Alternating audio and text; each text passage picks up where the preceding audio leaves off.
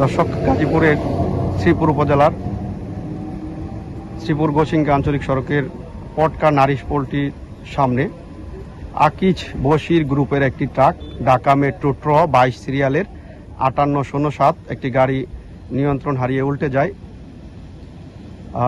যতটুকু জানতে পেরেছি, আজ ভোরে এই গাড়িটি নিয়ন্ত্রণ হারিয়ে এখানে উল্টে যায়। দেখতে পাচ্ছেন যে এখানে 10 চাকা গাড়ি এবং অতিরিক্ত বোঝাই করে যেই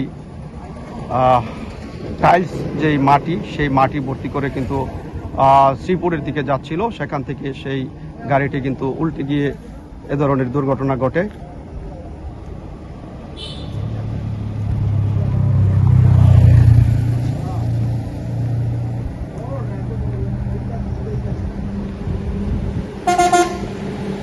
বেপরোয়া গতির কারণে কিন্তু আসলে এ ধরনের ঘটনা ঘটতে পারে। আপনারা দেখছেন যে প্রায় সময় কিন্তু এই রাস্তাটা এরকম একেবারেই যে ওভারলোড করে কিন্তু শ্রীপুর উপজেলা সদরের উপর দিয়ে দাপিয়ে বেড়ায়। এ ব্যাপারে অনেকবার আসলে সেটার কোনো সঠিক পদক্ষেপ নেওয়া হয়নি। 10 চাকা গাড়ি, ড্রাম ট্রাক, যেটা আসলে এই আঞ্চলিক সড়কে চলাচলের জন্য কতটা যৌক্তিক সেটা আপনারাই জানেন